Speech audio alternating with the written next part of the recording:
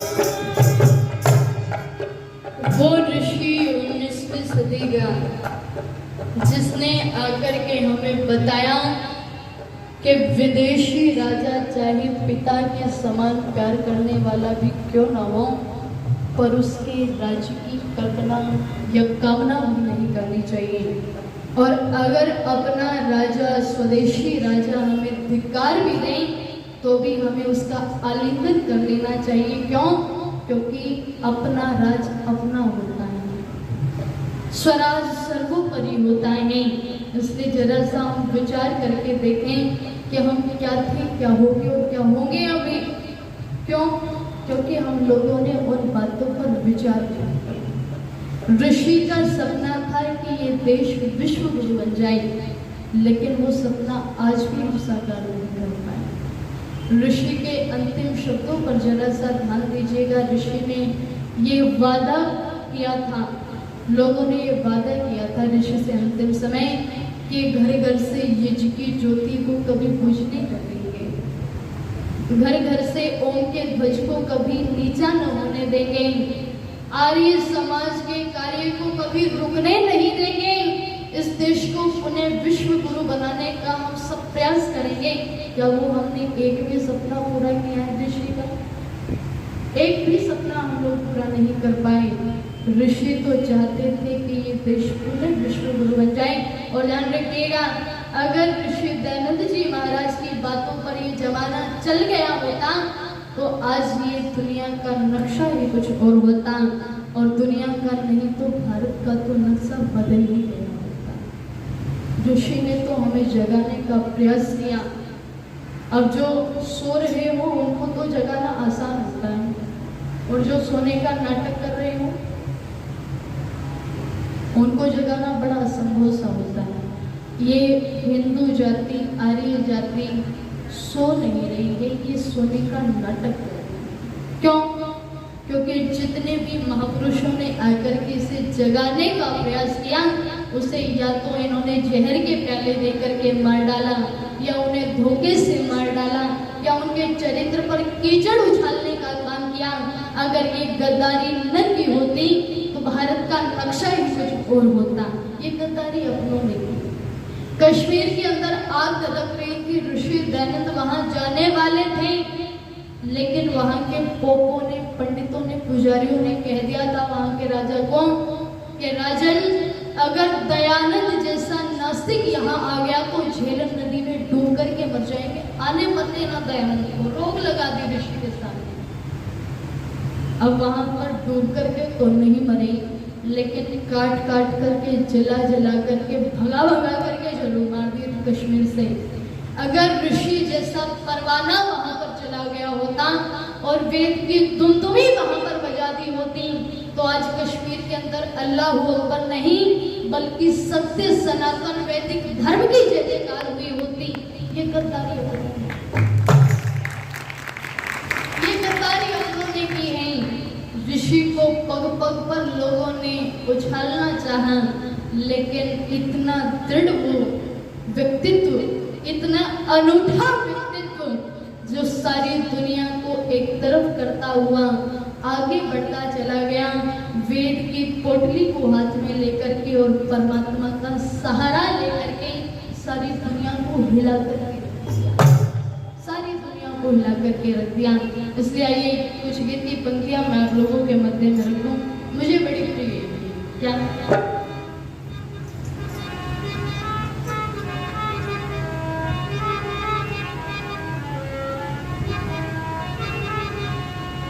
हरियाणा की बड़ी मशहूर तर्ज है, बड़ी फेमस है, और संभवतः आपको भी पसंद आएगी, मुझे बड़ी पसंद नहीं है। क्या कि देश मारे दयानंद आ गया, बाग हम सबका जगया, कि देश मारे दयानंद आ गया, बाग हम सबका जगया, भाग्या अंधेरा ओ क्या चांदना, देश मार दयानंद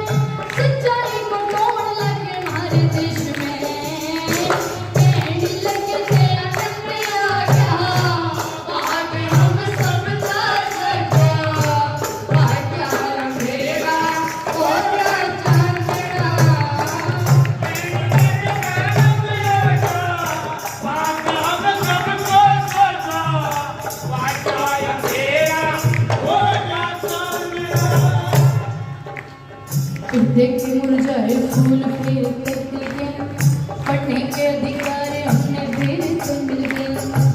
देखे मुरझाए फूल फिर खिल गए, पढ़ने के अधिकार हमने फिर से मिल गए। डोंगी डोंगियों के महल फिर हिल गए, डोंगी डोंगियों के महल फिर हिल गए। पिछड़े भाई भाई हमने फिर से मिल गए। कहने लगते आनंद आजा, आज हम सब साथ था।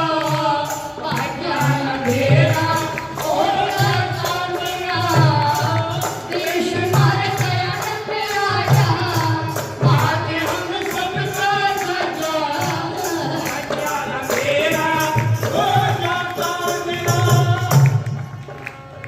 सदियों से चुपचाप थे वो मौन टूट के, वेद का उपदेश सुनने सोते उठ के।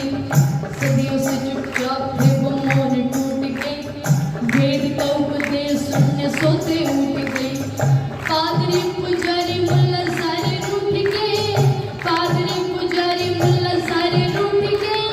पार सबके छक्के छूट के। कहने लगे दयानंद आजा, भाग हम सबका राजा, आजा अंधेरा होगा चांदना। गाओ सब मिलकर। दयानंद आजा, भाग हम सबका राजा, आजा अंधेरा होगा चांदना।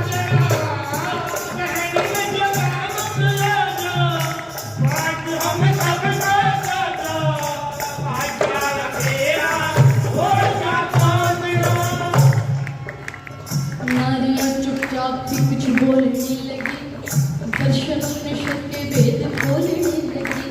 ये नारियां चुपचाप थी कुछ बोलने लगी, दर्शनों ने के भेद खोलने लगी। झूठ सच को सही सही तोलने लगी, झूठ सच को सही सही तोलने लगी। ओम का झंडा ले घर घर डोलने लगी। कहने लगी दयानंद आजा, भाग हम सबका राजा, आजा अंधेरा होगा चांदना। देश हमारा दयानंद आजा, भाग हम सबका राजा, आजा अंधेरा होगा चांदना। कहने लगे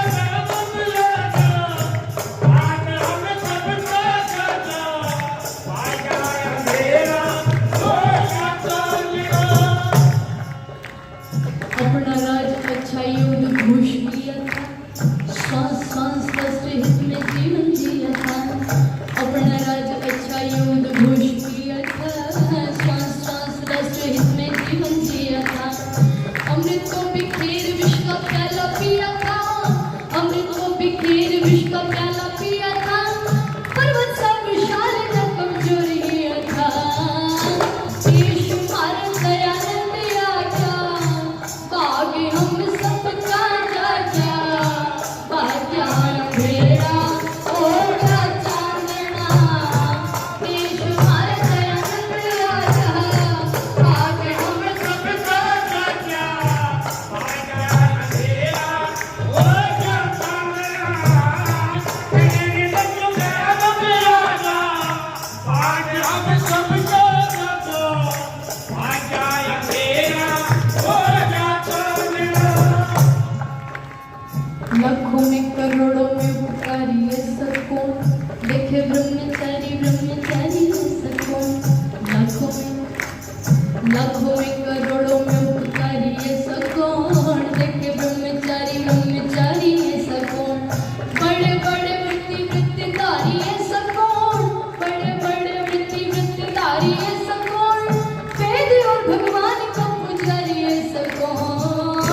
देश हमारा दयानंद आजा, भाग हम सबका राजा,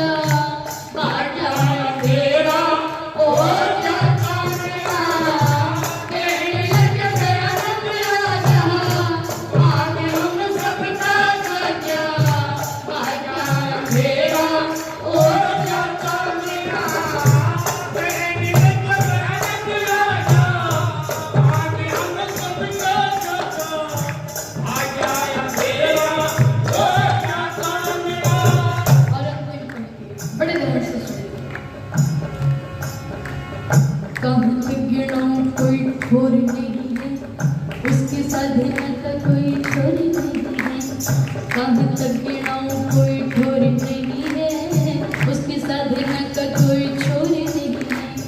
ऋषि वर्षा निर्मल कोई और नहीं है, ऋषि वर्षा निर्मल कोई और नहीं है, उससे दयालु और कठोर नहीं है। देश भारत दयानंद आजा, भाग हम सबका राजा, भाग्य अंधेरा और क्या चांदना।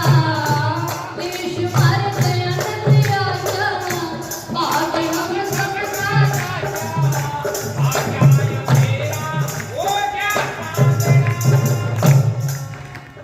संध्या वनोण लगे हमारे देश में, पखंडी सब रोण लगे हमारे देश में।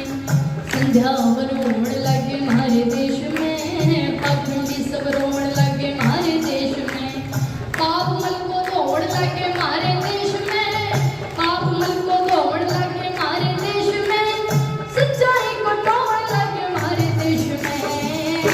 देश भारत दयानंद आजा, भाग्य हम सबका राजा, भाग्य अंधेरा और क्या चांदना। कहने लगे दयानंद आजा, भाग्य हम सबका राजा, भाग्य अंधेरा और क्या चांदना। भाग्य अंधेरा और क्या चांदना, भाग्य अंधेरा और क्या चांदना।